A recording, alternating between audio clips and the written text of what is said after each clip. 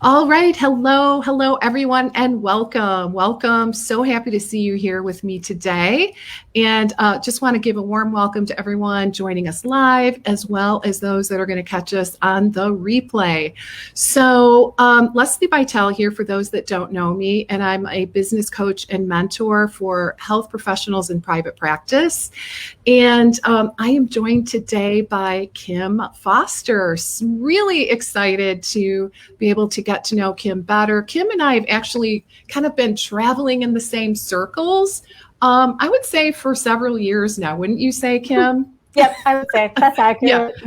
Yeah. And so finally, this is actually the first time I've had a kind of like pseudo face-to-face conversation with Kim. So I'm really excited about this. So I'm going to let Kim share a little bit more about her story. But she is also a business coach and mentor for health coaches, right? And she's got some amazing trainings and does coaching and all kinds of really cool stuff. So before we go there, though, I just want to give everyone a quick overview in terms of what we're going to be talking about today. So today is all about client attraction strategies that work. And today we're going to be talking about 5 ways to help you get more awesome, right fit clients and how to do it quickly. And specifically, let me give you a few of the specific topics that we'll be touching on under that umbrella. So we're going to touch on MD referrals. Actually, probably even beyond MD referrals. We're going to touch on how to generate referrals and specifically, how to grow your referral base, even in this climate, right? When things aren't quite as open as they used to be. We'll talk about those 5 key client attraction strategies that are going to help you to book more awesome, again, those right fit clients into your practice and ultimately to be able to grow your email list and your following. And then we'll touch on one of the big mistakes that some practitioners make with marketing. And then, of course, we'll share what to do instead and a lot more, right? So what I really love about these live streams is that they're hopefully very actionable for you, right? So that's really my mission and my goal is that you join these live streams every Thursday and that you walk away with some actionable steps that you can actually take in your practice to bring it to the next level. So with that background, again, hello, Kim, and welcome. I'm so delighted to have you here with me today. And why don't you share a little bit about you, what you do, and I'd really love it if you could share a bit about your journey because you're also an MD, which is pretty awesome and very unique. So yeah, tell us a little bit about yourself. Yeah, absolutely. Well, first of all, thank you so much for having me here, Leslie, because this has been great. And you're right. I've been, following you and kind of interacting with you a little bit in a more distant kind of way. So it's so cool to actually finally be able to meet, face to face. So that's awesome. But so my journey, yes, you're right. I am an MD turned coach. So I have transitioned from conventional healthcare into the amazing world of, on business and, all of these pieces. But essentially that journey, it's a long story, so I'll keep it short.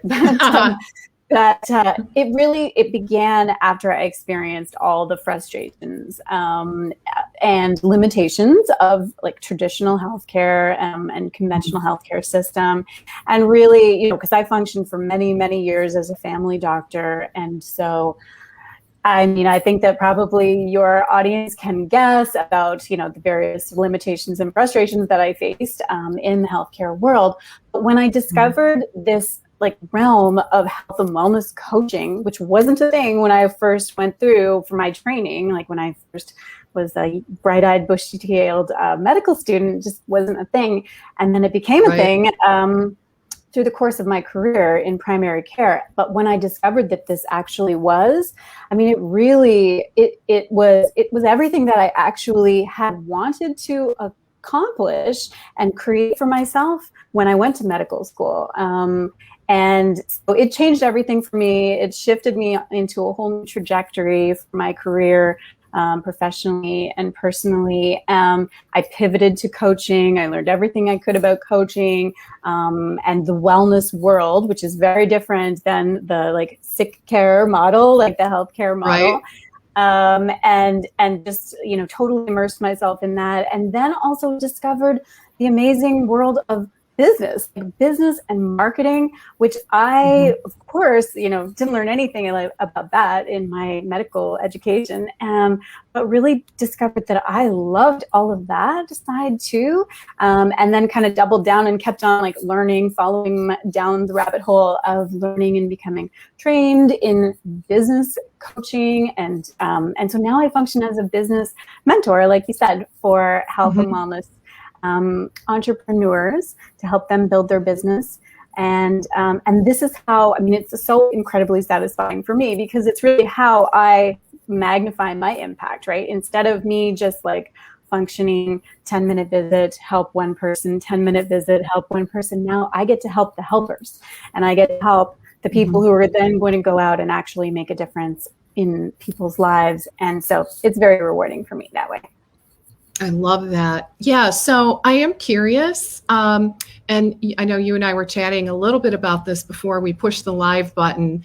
Can you tell us just a tiny bit about, you know, how the philosophy differs from, you know, the mainstream medical model as compared to the coaching model?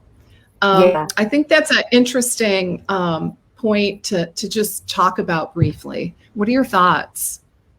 Yeah, well, I mean, it's a paradigm shift, right? It takes it out of, so as you know, I mean, as your audience knows too, you know, healthcare, it really is a sick care model, of course. Like when I was functioning as a family doctor, people didn't come to me when, you know, things were great. They came to me when they were feeling unwell or in pain or whatever, and wanted to fix. And I had 10 or 15 minutes to figure out what, you know, what was going on with them and how I might be able to help them. And then just basically tell them what I wanted them to do and then send them out.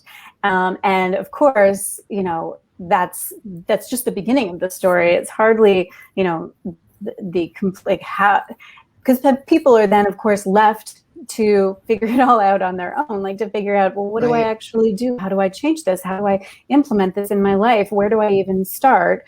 And it's very frustrating for me as a practitioner because I really, although I personally was very interested in all of those elements, that's my personal preference. Many doctors aren't, of course, you know, that's not how we're trained.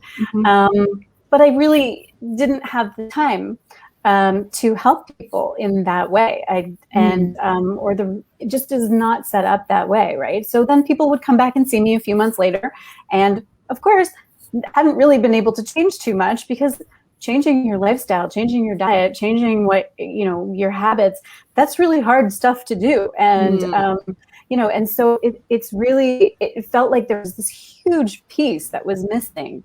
And that's when, you know, with the wellness world, that is actually the whole thrust of it, is to really help people build and create a lifestyle, like a daily lifestyle that actually supports their optimal health, and helps them deal with obstacles and barriers and get out of their own way and implement changes and all of that kind of stuff. So there's been this gaping hole for me that I saw for many, many years in healthcare.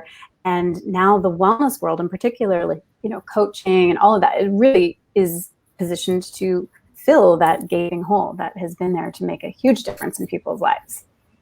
I love that. Yeah. It is so powerful. Just anyone listening, I'll just say, if you have an opportunity to get some extra training in the coaching model, I know I've shared this before. It was really one of the biggest game changers when I had my nutrition practice, you know, integrating that, again, that wellness model and really helping people to overcome those obstacles that are getting in their way towards achieving optimal wellness, really. So it's a pretty cool model. We could have a whole separate live stream on that, Kim, right? I think let's earmark that. Let's for sure earmark that, and we'll have you come back and we'll talk. We'll dig more into that, because I know you actually have a certification, right? A training on that. So, and we can certainly share that in the comments, how to get more information if anyone's interested in continuing their education around coaching. So what I want to do now is kind of change gears, and because we promised to talk about a lot of business related topics. So let's kind of change gears and talk about that. So one of the questions I have for you, so there's a few things I want to delve into. I really want to get into, you know, how we can, the whole topic of physician referrals, and, you know, just how do we garner and develop our referral list, especially in this day and age. Like, that's a really common question. It's so much different than even a year and a half ago, right? Before the world changed, when we could just kind of swing by, you know, an office and, you know, introduce ourselves. So I definitely want to go more into, you know, how do we navigate developing those relationships? But let's start kind of let's talk through some of those overarching marketing strategies that you're finding that are really, really working out there. Because, you know, many of people in my audience, the practitioners listening today, they are looking for, you know, strategies that are going to help them jumpstart their practice in order to attract more of the right clients, right? And that's really the operative word. You know, those ideal clients, the ones that really light them up, right? When they get that email or that phone call. So what are you seeing working out there in terms of really effective strategies? Yeah. Okay. So yes, exactly. I agree totally. And I like your use of the word attract is also really important, right? You want to be attracting the right people and making yourself, you know, appealing and getting in front of the right people in order to kind of bring them into your world, right? So, there's so many different ways that you can accomplish this, and it is a matter of choosing the strategies that are going to work best for you, that are going to be in alignment with the kind of business that you want to build, your preferences, your strengths, and your ideal client, you know, where that person is. So there's a lot of different things to take into consideration, but we can run through, you know, a number of different strategies that are effective, and then talk about, you know, how to choose, like how to prioritize what to go that's great. for, right? Okay, so to start off with, I mean, I really want to start by mentioning one of them is organic search. So this is, I mean, you mentioned about like getting quick clients. This is not the quickest one, I have to say. However, it is really powerful, because when you are creating original content that is niched down, is talking specifically about the key core topics that you talk about, and the stuff that people want help with, and the stuff that you help people with, you know, it's the stuff like, this is you being found when people are typing into their Google search bar at 3 a.m. in the morning when they're struggling and suffering, and then your stuff is popping up in front of their face. That is so powerful, because they're actively looking for solutions, which is a different thing than when people are on social media scrolling through looking to be entertained. Different thing, right? When somebody is like actually searching for something. So creating original content that's going to be found by the search engines is really powerful, and very effective, and it's free. But it doesn't work overnight, right? It takes some time. It takes consistency and intention to keep on producing content and putting it out there. But eventually it does work, and then it snowballs from there. Definitely. Very interesting. powerful. So are we talking blogging mainly? Well, it can be blogging. It can be podcast episodes. So that's original content, and it can be great way. Yeah, actually, and it's a little preview of the number 2 way too. But or videos that with a search, because YouTube is a search engine too, right? So creating original YouTube YouTube videos with the description. There's so many options for SEO, like search engine optimization within the YouTube platform. People can find your original content that way. So if you're not really a writer, it doesn't have to be just written media. It can also be video or audio, right? So just some kind of original content that will help people to find you, find your body of work, and then enter your world that way. I love that. And just out of curiosity, is there a favorite application that you like to use to kind of get a sense of what people are actually searching for? That's a good question. There's lots. Because there are lots. I just wondered if you have like kind of a go-to.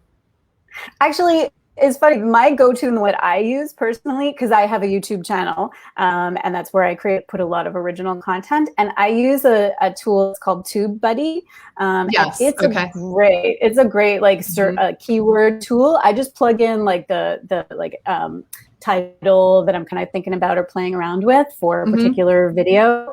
And it gives me like a ranking of like how searchable this is and how much competition there is and all that kind of stuff. So it's and it's a free plug-in for your YouTube channel. So it's cool. Yeah, I love TubeBuddy as well. Yeah, and like I'm just as another option, I'm really playing more with keywords everywhere. Right. So more for I guess blogging, but I think you can probably use it for really regardless of what platform you're creating content on. So so really being strategic, I think that's the key, right? Being strategic, being clear in terms of your topic, and doing your best to kind of do a little, just not overthinking it. We don't want anyone overthinking and going for perfection, right? We just are suggesting, right? Because we really want you to get started. And I do think this is a very doable strategy. I love this one. And like Kim said, if like I have lots of clients that don't like to write, fantastic. You don't need to, right? Some people are really comfortable on video. So then what, can work is do the video and then upload it into something like rev.com. And then you get the transcript, you get the written transcript based on your words. And then you can kind of, refine that. And there you go. There's your blog. So there's a lot of ways that we can work with this, but the key is really to get started and try to be strategic, right? In terms of your topic. I love that. Yeah. That's a great one. So what's next? Is it, I think I can guess, podcast? Okay. Yeah. Is it? Yes, but not necessarily, because we talked about creating content, but this is podcast interviews, like being interviewed on other people's podcasts. Because this is one of my favorite things to talk to clients about, like to get them going with getting interviewed on podcasts, because it's such a great opportunity to share what you know. It's fun. I'm a huge podcasting fan, and I have been for a long time, way before I even started my own podcast. It's really fun, and it's an intimate, like you're having a conversation just with one person, right? That's what makes it quite easy. And it's really easy most of the time when you're being interviewed on a podcast, you're talking about the subject that you know the most about, which is you and your business and that kind of thing. It's not hard to prepare for, and it's a win-win, because podcast creators, podcast hosts are always looking for content. Like they have to keep on producing their own content, right? So they're usually looking for guests, and so what's beautiful about this as a guest, like what's beneficial about being a guest, is that you're kind of like, you didn't have to do all the legwork to build the podcast and grow your listenership and, market your own podcast and all that kind of stuff. You're just parachuting in to the platform that they've already created and showing up as an expert. You get to borrow the authority because you're, their beloved podcast host who they tune into and listen to every week. They have brought you on as a guest expert, which really, like, you get to, by proxy, borrow their authority and their credibility, right? But if you're strategic about the podcast that you're getting featured on and interviewed on, you can get exposed to like hundreds or thousands of your ideal listeners, like all in one go. So this one can be a very quick strategy to get going with. I love that. So a couple of questions on that. So number one, what do you suggest? Like how do you suggest people like go about picking the podcast and pitching. And then what if they themselves don't have much of a following? Is that ever an issue or not so much? Yeah, there's a bit of strategy that goes behind getting on podcasts. So although once you're on it, like then really things can kind of explode for you. But getting yourself to that point, that takes some legwork. You do some research. You need to do some due diligence. You need to listen. Basically, I'd say just start listening to some podcasts. Yeah. Not podcasts that you as the business owner listen to. I mean, that's great too. But listen to what is the stuff that your ideal client is listening to. Start listening to those podcasts, start getting familiar with what people are listening to. Ask people, this is a great question to ask in like a Facebook group or a forum or something like that. Say, what are your guys' favorite podcasts to listen to? And generate a bit of a list and start kind of immersing yourself and familiarizing yourself with what podcasts are out there that would be a good fit for you. And then you have to put together a pitch, of course. Pitching yourself as a guest, and there's a bit of an art and a strategy to that, and creating some juicy topics that you're going to pitch to your the host and things like that. So it can take some legwork, and I definitely recommend starting small, especially if you're not really comfortable doing like media interviews and things. Then starting small and getting your feet wet a little bit, like being because it's a thing to be interviewed too, and to know how to message correctly and all of that kind of stuff. So the easiest way really is just to start with small local podcasts who won't be, not local, but like just smaller grassroots podcasts that won't be so concerned with your huge following. Like, cause bigger podcasts, that like to your question that you asked, is bigger podcasts, of course, they want to know that their guests are going to have a bigger following that they can promote and cross promote and things like that.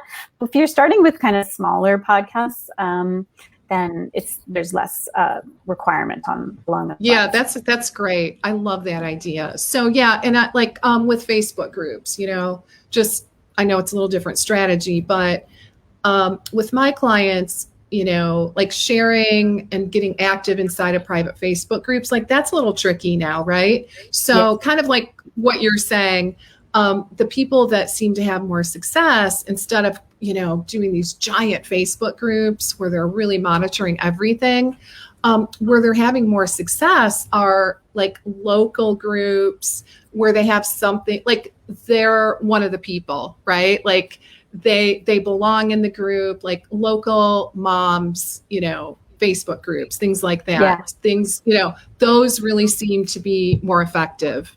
In terms of, access. So it sounds like it's similar for podcasts, like, maybe local or just a little bit smaller, not like these giant podcasts where they're really looking to, they're looking at your audience as a criteria for getting interviewed. I love that.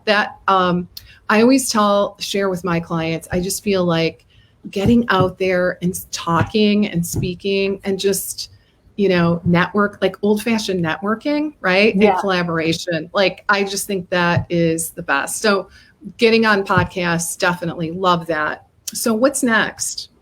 Yeah, well, you actually kind of just said it, is that number 3 is collaborations and referrals. I kind of put that under that whole umbrella, right? Like this can be a really fantastic way to, of course, like generate clients, incoming traffic to your business. But collaborations could be like joint ventures with other people who are functioning in the same space, like serving your clients and maybe in a slightly different way, or partnerships, or it could be like actual referral network. We started to kind of touch on, and then I think we're going to dive into that a little bit more, because I know that is something that people are really interested in. It's always something that people are interested in, it's like those healthcare referrals. It's such a natural fit for dietitians and people in the health and wellness world, is to connect with healthcare professionals who have their same ideal client, just serving them in a different way. So referrals, collaboration. So this could be joint ventures, or, the kind of thing that we're doing right now, right? Like this is exactly what I'm talking about. And it's so powerful. You grow your network, you kind of get out there more, and just make yourself so much more available for potential referrals, and growing your business and getting more of your ideal clients coming into you that way. I love that. Yeah. Networking, just, And I love the idea of just approaching it with a sense of curiosity, right? Because you really don't know what is going to come of it. If you just reach out to people, and, just, maybe suggest that, hey, can we grab a 10-minute Zoom call, right? Just to kind of explore. I love the work that you're doing. I love everything I see. I'd love to learn more, and just kind of approach it that way. And, you just never know what doors will open as a result. So that's a really good one too. Yeah. Absolutely. So, and I mean, feel free. Sorry, I just want to say you want to get creative too, because there's all kinds of things that are going beyond the obvious too, right? Like the obvious is the healthcare professional or the physician referrals, but I have a number of clients who have made really great collaborative relationships with local spas, which is an excellent fit for people, especially if your clientele is female and is because the spa clientele, as just an example, really are generally speaking, most commonly women who are motivated to improve their health and have a track record of investing in that, right? Because spa treatments are not exactly, they're like. So you can draw some conclusions about the kind of people who show up there, but are they getting help with their nutrition, with their diet, with their wellness in general? Not usually. And so it's a beautiful natural fit for a lot of people. And many of my clients have had great success in collaborating with local spas. Oh, that's a great idea. Okay. I love that. Kind of like, the beauty from the inside out approach, right? Exactly. Yes. It's very synergistic. So that's a great one. Should we delve deeper into the concept of developing referral partners, or do we want to go through the rest of the list and then circle back around? Let's circle back around, because I just have two little quickies, and then we'll do a deeper dive. Yeah. Okay. Cool. Okay. So where are we at now? Are we at number 4? Yes, 4. Okay. Number 4. Pinterest. Oh, Pinterest. Yeah, I love Pinterest. And it's not one that people always think of for marketing, but it is really powerful for a number of reasons. One is that it's a natural fit for wellness and nutrition, because that people are on there like searching for recipes or yoga workouts or whatever it is, right? So it's a very natural match. Also, Pinterest is a search engine. Pinterest is not a social media platform. It's not really, as if you're on Pinterest at all, it's not really for engagement and that kind of thing. It is where people go looking for stuff. So kind of calling back to the first one that I mentioned, organic search, Pinterest is like a way for people who are searching for solutions. And if you are there, your stuff pops up, right? When they're searching for specific keywords. The other thing that's beautiful about Pinterest is the longevity of it. Like a pin, pins that I created like 3 years ago, I'm still getting daily website traffic coming back to me. It's totally passive. It is just, it's like magic, totally different than, the rest of what we're used to, which is social media, which is so fleeting, which 24 hours later, it's long forgotten. But Pinterest keeps on, and it snowballs over time. So if you can it does, again, require a bit of you have to set up your platform and your Pinterest profile correctly. You've got to enable rich pins and, a couple of other little bits and pieces to get it set up so that you're using it strategically, but it's definitely something that you can learn. And in a matter of months, generally speaking, if you're really intentional about it, then you can get in there and your stuff can start to come up in the Pinterest search engine. And that's just organically. There's also, of course, you can do Pinterest ads too. But just if we're just talking about organic, it can be really effective for people. I love that. Yeah. And it's great for searching. So that's a good one. Yeah. I mean, if you're creating the original, sorry, I was going to say, go ahead. Little lag time. If you're creating original content anyway, then it is it naturally and nicely connects with that too, because you can easily then create a pin that leads back and drives traffic back to the original content that you're creating. So you're just kind of doubling up the ROI on what you're actually already doing. Oh, my favorite, repurposing, right? Yes, exactly. Yeah. Getting a lot of mileage out of every piece of content. Yeah, absolutely. So Pinterest is a great place to put it. So what's the fifth one? So the fifth one is one that I even hesitate sometimes to talk about because it's the one that people think of first of all anyway. It's like what they think of when they think of like marketing themselves, but it's with a twist. So it's social media, but not just like random social media, but specifically video. Because social media, I actually am of the mind, and what my experience has shown me is that social media is not really a great marketing strategy for getting brand new eyes on your stuff. Because if we're talking about organic growth is so, like, organic reach is so bad on most of the social media platforms, right? So if we're talking about ads, totally separate thing. If we're just talking about like organically trying to get more traffic, at least this is what I have found and what my clients have found. It is really effective for, I find it's better placed in the nurturing side of things. When you people who already know you, you're developing and establishing your brand, you're helping them to like know, like, trust you more, all of that kind of stuff. That's what I like social media for, but just brand new, fresh eyes on your work. It's not always the most effective strategy, except if we're talking about video, because video does get favored, you know, and it gets shown, it's more likely to get shown. And so many people are still so hesitant to use video. So you can really set yourself apart if you can be one of the people who gets over the fear of the camera, which is real, and show up on video. It's such a powerful way to connect with people. And if you're able to like be, you know, sort of a relatively early adopter of some of the video feature type things that are rolling out, like Instagram Reels, for example. If that's something that, if you're good to like jump on and just like start to play around and be an early adopter, then you can really benefit from that, and you can get a lot of organic growth that way. So that's my little spiel on that. We have a great question. Hey, Cindy, how are you? Cindy wants us to define, what do we mean by organic? Great question. Yeah, excellent question. Yeah, so I separate out organic is anything basically that you're not paying for. Paid traffic versus organic traffic. So organic is like you're not paying for it. It's more like it takes your time, effort, energy, all of those kinds of things. And paid is you're pay to play in whatever, if it's advertising or whatever, if that makes sense. Is that clear? Is that how you define it too, Leslie? That's exactly how I define it. Yeah. So anything that you're doing, that's free, right? Like posting, doing videos, driving traffic to your website, with all these different platforms.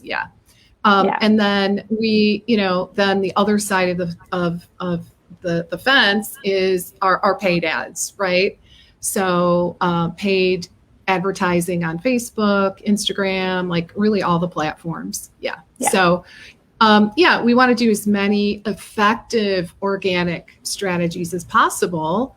And then, kind of reserve some, it depends on if you want to dip your toe into paid ads. So, Cindy, we'll be talking about paid ads coming up. We have a Six Figure Biz Academy special workshop coming up on, if you're ready for paid ads, how to go about doing that, like really kind of the back end of how to set your ads up effectively.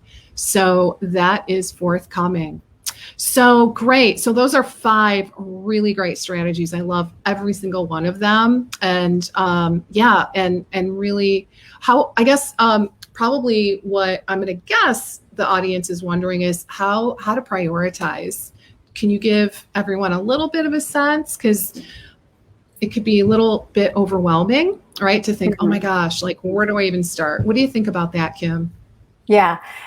And it's so important to prioritize because I don't want to list all of those strategies to make people feel like, oh, I need to be doing all of those things or, that would be a mistake.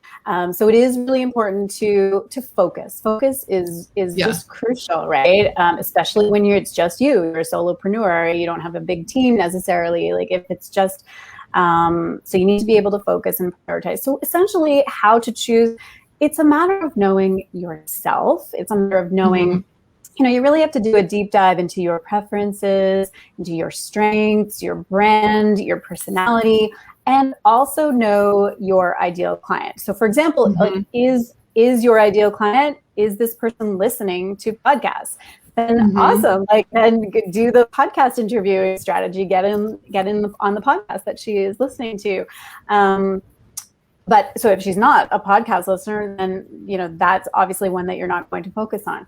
And then is she, or for example, is she searching for meal ideas on Pinterest? Amazing, go for that. Like, that would be, then that's somewhere where you'd want to show up. And also, Pinterest is great for, like, if you're more of an introvert, like you're not quite ready for like being out there on video, then you don't have to force yourself to do that, right? Like, because like I said, Pinterest is a really effective strategy if you can get very intentional about it, and it doesn't require you to be all like out there and extroverted and all of those kinds of things. You don't have to, you don't want to turn yourself into something that you're not.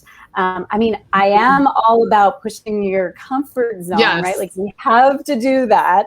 But in terms of focusing, you can choose the things that really align with you and who you are and the kind of business that you want to build. So that's how I recommend choosing which strategies to focus on at any particular time. Yeah, I love that. Let's dig into the referrals. Right? Okay. So, all right. So let's talk about that. Many people are asking practitioners, dietitians, how do we generate referrals in this day and age? It used to be not too long ago. The world was so different. It was kind of normal just to swing by into an office and introduce yourself, maybe introduce yourself to the, office manager, the front desk, develop a relationship, and, maybe eventually work your way into getting a little bit of face time with a physician, even doing in-services for offices to educate the staff. Like, all those were such great strategies. So how do you navigate this terrain nowadays? Yeah, I mean, it is great. It's a great question, and it's a great issue. And I know that it's timely, of course. So, and it is great when you can go into a practice or an office and just be there physically, because that in-person connection is, there's no substitute really, right? However, it's not actually the only way. And it doesn't mean that this strategy doesn't work, just because that option is less for us now. Because, I mean, I've had students and clients who have built their referral network strictly online, and that was pre-pandemic too, because for some people, like, I've had some clients and students who have a very narrow niche, and if they don't live in a big city center, then it's not really an option for them to be finding the correct, like, to be aligning with the correct practitioners and healthcare professionals in their immediate area, because they just aren't there, but they are online. So I've had many people who have built referral networks strictly online by targeting the exact specialists who are functioning in their correct realm, right? So, but yeah, I mean, the other thing is that the pandemic, it's a double-edged sword, of course. Like, it's taken away one option, but it has also brought so much more of our communication into the virtual realm. So everybody is much more familiar and set up to do virtual communication. And so you can, of course, use that to your advantage. But, it can be sending an email or sending a direct message through their social media channels. A lot of, like, especially if it's like a bigger clinic, they'll often have somebody who's running their social media or something along those lines, right? So sending a direct message through their social media profile, making a phone call, like, a phone call is kind of God forbid, cool, right? Does that even happen anymore? My 16-year-old was talking on his phone yesterday to a friend, and I said, I didn't realize, like, do teenagers actually still do that? Like, do you guys use phones? I didn't know. Right? Anyway. I know. I get it. It's so funny. Yeah. I just had a conversation with a client, actually just today about this. And she was telling me last time we spoke, it was a referral she got. The person hadn't returned her email. And it was like, well, what do I do? And I was like, well, you could call her. And it was just so funny because she's like, oh my God. And it totally worked out. She got the client, and the client said, thank you so much for calling me. You know, I just got a new phone. I hadn't gotten my Gmail set up yet. So guys, pick up the phone and call. Like, highly recommend it. You will definitely stand out because not many people are doing it anymore. Right. Yeah, exactly. I love that. Yeah.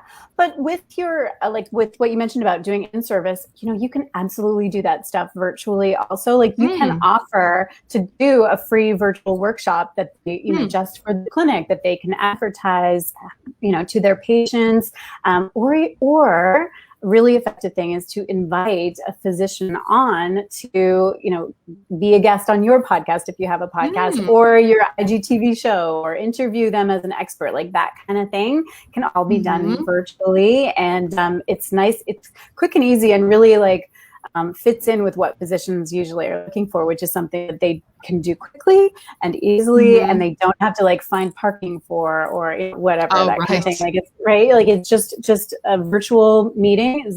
An interview is really easy, so you can offer to do something like that. There's a lot of different ways, and you're really only limited by your imagination. And you're limited if you make it be a limitation, if you make it mean that this can't work anymore because of the pandemic. Well, there's definitely people who are finding ways, and it can work absolutely, as long as you're staying open to what might work. I love that. So true. Yeah. So let's, I love all those strategies. Really good. So so I mean, my main takeaway is, yes, things have changed, but there's lots of ways to get around it. And I completely agree that the silver lining with all of the changes that we've seen, people are just so much more open and accepting to, like you call it, that online communication, right? Yeah. Really across the board, clients, patients, you know, physicians, like everyone has done it, and everyone's a lot more comfortable. So I think that's a really good way to look at it. What would you say the most common mistake is? You know, just if you were to maybe put your finger on one or two things, what would you say when it comes to things that you see practitioners doing that perhaps are holding them back? So do you mean specifically about getting referral relationships set up, or marketing in particular? Okay. Sales, marketing, anything. Yeah, I would say that one of the biggest mistakes that I see is not having a cohesive plan. So focusing on like tactics rather than strategy, right? Because there's a big difference between those two things. And people often, like I'll often be talking to a new practitioner, coach, entrepreneur, and I'll say, okay, well, what's your plan for marketing? And they'll immediately say, oh, well, I've got a Facebook account, or I've got Instagram, and I'm going to start doing. That's not a strategy. That's just a tactic. That's just one thing that you might do. And it's not a complete marketing plan. And, because that's just one approach, right? And it's also kind of a knee-jerk response, right? It might not actually fit in with your business, which is kind of what we were talking about a few minutes ago in terms of trying to prioritize and choose what you're going to really go in on, because there's only so much time in the workday, right? So if you're just kind of like blindly jumping at whatever tactic is kind of like the shiny object syndrome, or the thing that you see other people doing, or it feels like kind of what you're supposed to do, without really being intentional about, does this actually fit into my overall strategy? And if you don't have a marketing strategy, that needs to happen. Like you need to develop a strategy first. Like, how are you going to attract people? How are you going to get them into your world? And then once they're in your world, how do you capture them? How do you get them onto your list? How are you then moving them through that whole journey of becoming like just aware of you into actually becoming a paying client? And, so that whole thing, it needs to be a strategy. So I find that most people really get stuck there. That's a big mistake, is just to be like, oh, just like, let me get on social media and start posting. And that's my marketing strategy, but it's not a strategy. Exactly. That's so good. So good. Looking at the strategy and then, figuring out the tactical approach that, that is going to support the strategy. So good. Oh my gosh, we could talk really for a long time, right? We have so much to talk about. We're going to have to do this again. Is there anything else that you'd like to add? Well, the other thing that I want to say also, because I was thinking about this when you said like the biggest mistake too, is it's really important to check your mindset on how you feel about marketing and sales. You really need to check your stories, what you're saying to yourself about marketing. Because I have certainly heard many people say things like they say it out loud, which means they're saying it to themselves too, is I hate marketing, or I'm not good at this, or, that kind of thing. And that, of course, if you're carrying those kinds of stories with you, that is going to influence how you show up, what you're doing, what you're putting out there, all of that stuff. It is absolutely going to influence and hold you back. So you really need to work on like switching up those beliefs, right? Like if you tune into your own self-talk and recognize that you're really undermining your own goals by saying, I hate marketing, or I'm not good at marketing, then really adopting some more empowering thoughts and flipping that around and saying, I'm going to let this be fun. Marketing can be kind of a game sometimes. So, or I'm excited to learn how to be better at marketing, or, whatever it is, right? Like, but checking in with your mindset, because that is just underneath, for me anyway. I mean, that's why I called my podcast Marketing and Mindset for Wellness Coaches, because mindset is underneath everything. It will influence how you are, it influences all your micro decisions, your daily stuff that you're doing, whether you realize it or not. So good. Yeah, mindset is really the driver of everything, and we don't even realize it most of the time, right? Unless we train ourselves to really pay attention. Yeah. So good. So Kim, where would you like to send people that are interested in learning more? Do you have a freebie or a lead magnet or something that we can share in the comments? Yeah, of course. So for people who are really keen and interested in establishing physician referrals, like really going all in on that particular approach, I do have a quiz, like a free quiz. It just takes a few minutes to really help you. I mean, it's all about what it helps you to know, is your business ready for physician referrals? And so I'll give you kind of a temperature taking on like how ready you actually are to get out there and start approaching physicians, and some tips on what you need to do next. Like, what's your very next step? What are the things that you need to get kind of in line before you get out there? So yeah, that's at drkimfoster.com/quiz, or I'm sure you can post that. Is it /quiz? /quiz, yeah. So is it Dr. Kim Foster or Kim Foster MD? drkimfoster.com. Dr. Kim Foster, yeah. Got it. Yeah. Okay. Let me put that in the comments. So drkimfoster.com/quiz. Okay, cool. Yeah. That sounds like a really good thing. Yeah, it's so helpful to really get a sense of what is your starting point, how ready are you, and what do you need to get kind of set up before, because you really do, so much of approaching physicians is about being prepared. Trust is paramount, like that's absolutely, it's such a key thing. And so you really don't want to get started with it until you're actually ready. So that'll help you to know if you are. And then, as we mentioned, like right at the beginning, like if people are keen, if you're a practitioner right now, but you're keen to really, expand your skills into more of a wellness approach, or like into wellness coaching approach, then I have a free training on that. That's called How to Chart a Path to Your Dream Career as a Wellness Coach. And that's whether you come from inside healthcare or outside healthcare, career change, or whatever it is that you're doing. But so the link, do you want me to give you the URL? It's pretty straightforward for that. So that's, again, drkimfoster.com/become a coach. Become a coach. Okay, cool. So let me share that one. Okay, there we go. All right, guys, 2 awesome resources for you. Really good. So listen, I want to thank you so very much, Kim, for taking time out of your busy day to join us. I loved our chat. I definitely want to do this again. If you're up for it, I'm definitely up for it. I think we have a lot of really juicy stuff that we can share and talk about. So let's plan on doing it again. And thanks to all of you that joined us today. It was great spending time with you. And again, all of you that are going to catch us on the replay, appreciate your support. Hope you all have a great day, and I'll look forward to seeing you next week. Bye for now. Bye. Bye.